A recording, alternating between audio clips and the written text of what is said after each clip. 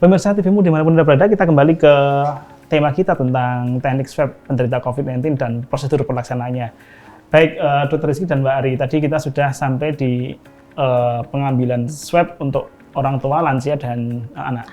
Di antara ketiga klasifikasi umur ini, mana yang paling sulit sebenarnya, Pak Rizky? Untuk anak-anak ya, paling jelas ya. Paling sulit karena ya anak-anak ada ukurannya berbagai macam, dari yang kecil sekali, ada yang gendut sekali, ya. Dan semuanya itu memiliki satu kesamaan ya. Jadi kalau sudah takut ya sudah, dia tidak akan menuruti perintah apa yang akan dikatakan oleh dokter.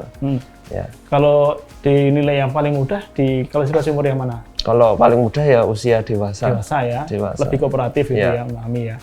Baik, nah ini terkait dengan COVID swab dan rapid tadi. Rapid sempat tadi Mbak Ari menyampaikan di beberapa tempat, saya kira memang warga banyak yang kemudian pengen untuk melakukan uji rapid test ya, Mbak Ari ya. Iya. Ini memang cenderungnya semakin tinggi ya?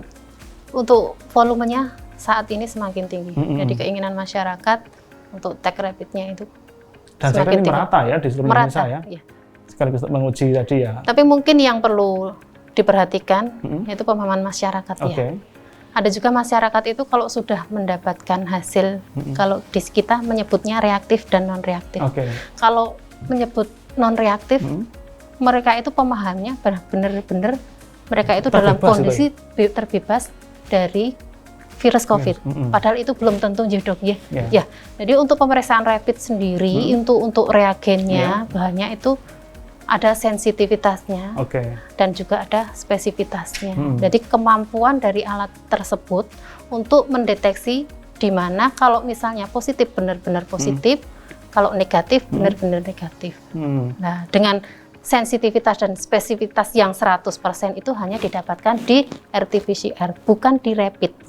Bukan di rapid. Artinya rapid ini sebenarnya hanya mengidentifikasi untuk menjaga, awal. Iya, untuk menjaga diri sendiri. Ya.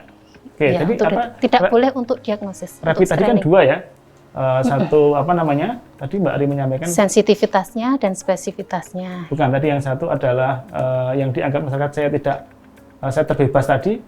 Yang non reaktif sama reaktif. Kalau reaktif sendiri? Reaktif itu yang dimaksud ya, jadi alat tersebut, reagen tersebut mendeteksi bahwa itu di situ ada virus. Ya, tapi virus yang terdeteksi di rapid itu belum tentu virus Corona. Iya, bisa jadi virus lain yang terdeteksi di alatnya itu sebagai virus COVID. Ya, makanya untuk kalau kita mendapatkan hasil yang reaktif itu langsung kita konfirmasi dengan pemeriksaan swab istilahnya yang dengan metode RT-PCR-nya itu. Kemudian ya, untuk yang non reaktif sendiri belum tentu itu negatif. Jadi bisa jadi ada beberapa kemungkinan karena mungkin alatnya yang memang tidak mau mengidentifikasi secara tepat itu kemampuan level alat untuk mendeteksi virusnya, terus kemudian bisa juga emang benar-benar belum terpapar, atau bisa juga terpapar, tapi karena itu untuk yang rapid itu kan yang dideteksi antibodinya. Jadi proses tubuh terinfeksi dengan virus COVID itu sampai terbentuknya antibodi itu membutuhkan waktu sekitar 10 harian. Lama juga ya? Iya, kalau untuk yang swab tadi begitu pasien sudah terpapar dengan virus akan terdeteksi, tapi tidak di rapid. Ya. Jadi kalau untuk pemeriksaan rapid yang hasilnya non reaktif, itu nanti perlu pengulangan untuk pemeriksaan yang kedua. Rapid lagi. Rapid lagi. Artinya kalau yang negatif di rapid minimal 2 kali gitu ya? Minimal 2 kali. Ya, nanti kalau hasil yang non reaktif negatif, berarti memang sementara memang bisa jadi belum atau tidak. Ya, itu untuk tapi kalau hasil keduanya positif? Hasil keduanya positif, nanti kita lanjutkan untuk pemeriksaan swab-nya. Tadi ya? Karena ada potensi ke sana ya? Iya. Dr. Rizky, perbedaan swab dan rapid sebenarnya di mana? Jadi untuk pemeriksaan swab itu adalah kita benar-benar mengetahui virus tersebut. Jadi kita tahu itu benar-benar itu virus corona, dan corona pun yang COVID-19. Sebenarnya yang perlu diketahui oleh masyarakat, virus corona itu sebenarnya sudah ada dari zaman dahulu. Ya, cuman yang geger sekarang adalah COVID-19. Kalau yang dulu yang sejak zaman dahulu COVID itu ya corona, tapi yang dengan berbagai macam spesiesnya ya. Seperti kalau saya Rizky, ada Rizky Firmansyah, ada Rizky Hermanto, ada Rizky Tadi ya seperti itu ya sebenarnya corona seperti itu, cuman yang sekarang menjadikan concern yang sekarang itu adalah COVID-19. Nah, dengan pemeriksaan rapid itu sendiri adalah proses pemeriksaan untuk mendeteksi antibodi terhadap virus tersebut. Jadi antibodi itu apa? Adalah respon tubuh ketika kita terinfeksi oleh virus. Ketika kita terinfeksi oleh virus, kita akan mengeluarkan antibodi. Antibodi atau zat kekebalan tubuh. Dan untuk memproses zat kekebalan tubuh seperti kita masak antibodi itu kan butuh waktu. Ya, untuk waktunya itu sekitar 7 sampai 14 hari.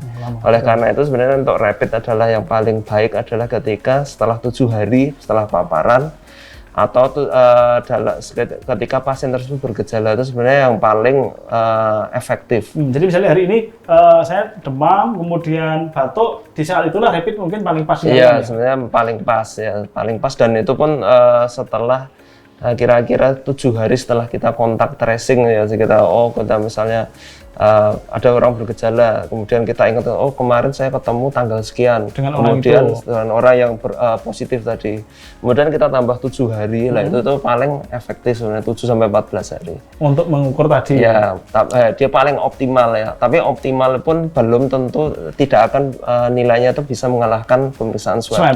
Ya. Oleh karena itu hasilnya ketika positif dilanjutkan dengan pemeriksaan swab. Tapi tentu bahwa tidak semua warga itu akan dilayani dengan teknik swab ya? Iya. Kenapa kemudian tidak semua warga boleh melakukan tes swab itu? Iya, karena tentu saja Pak Budi, karena pemeriksaan PCR adalah salah satu pemeriksaan canggih ya, lebih canggih, dan itu masih belum banyak dijumpai di Indonesia. Dan yang dapat melakukan pemeriksaan tersebut masih hanya lab-lab besar. Ya, itu yang kemudian menyebabkan tidak semua warga bisa dilayani dengan teknik swab tadi. Dan sebagai cara untuk menilai awalnya, maka dengan rapid test tadi. Rapid test itu tadi. Selama ini rapid test yang diselenggarakan itu apakah memang secara teori sudah sesuai, Mbak? Misalnya tadi bahwa ketika kontak, ambillah contoh kemudian kita menilai dari yang teman-teman dari Indogrosir misalnya, dari hari terjadi sampai dengan sekarang, apakah waktunya ini sudah sesuai dengan tadi sehingga akan mendapatkan hasil yang lebih maksimal? Banyak yang belum. Banyak yang belum. Pengalaman kemarin kita memeriksa banyak pasien. Kalau ditanyain dari Indogrosirnya, misalnya tanggal 5 dari Indogrosir, mereka begitu ada kehebohan ya, tanggal 7 sudah mulai cek. Jelas di situ tanggal 7 belum mulai terbentuknya antibodi. Makanya di situ nanti kalau hasilnya non reaktif akan kita sarankan untuk pemeriksaan ulang yang kedua. Kurang lebihnya 10 hari. Kalau misalnya pemeriksaan keduanya negatif, maka sarannya apa? Sarannya tetap untuk kondisi pandemi saat ini, physical distancing, ya kemudian pola hidup, stay at home, pola hidup yang bersih. Kalau positif baru kemudian tes swab ya? Tes swab. Untuk merujuk ke tes swab ini apakah memang ada persyaratan khusus, Mbak Ari, selama ini? Kalau untuk kita yang melakukan tes swab itu, kalau dari hasil reaktif, otomatis langsung kita swab. Pasien kita ambil pakai swabnya. Ya. Terus kemudian kondisi pasien-pasien yang mungkin sudah mengarahnya ke PDP, itu juga langsung kita swab. Terus kemudian untuk pasien yang kontak, orang yang kontak dengan pasien yang positif, itu juga kita melakukannya swab. Swab ya? Jadi kira-kira kemudian kalau rapid test tadi itu misalnya pertama negatif, kedua positif, maka kemudian lanjut swab. Itu baru kemudian nanti mekanismenya memang sudah bersesuaian ya. Karena kalau kemudian semua warga melakukan tes swab, wah itu luar biasa itu ya. Tidak mampu ya dok? Tidak mampu. Satu keterbatasan reagen juga. Dr. Rizky, satu pasien untuk dilakukan swab itu butuh berapa lama? Ya sebenarnya untuk proses pengambilan sampelnya hanya cepat Pak Budi, hanya sekitar 10 menit. Cuman kendalanya mungkin waktu itu adalah ketika kita mentransportkan hasil tadi ya? Hasil swab tadi, sampelnya. Sampelnya tadi ya? Sampelnya itu kita kirim ke lab besar tadi, itu kan juga butuh waktu.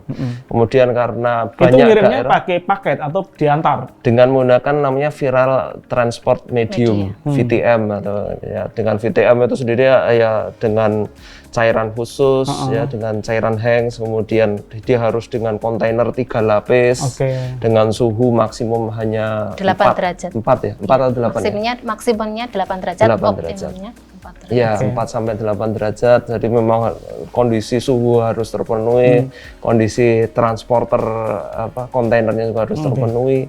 Belum nanti antri di lab besarnya di lab pemeriksaan. Di Jogja atau di Jakarta kalau seperti itu misalnya? Sekarang sudah di Jogja. Sudah Jogja. Ya. Baik, kita nanti bahas lebih detailnya lagi bagaimana kemudian mentransportasikan swab ini atau sampel swab ini. Kita akan kembali selepas yang satu ini.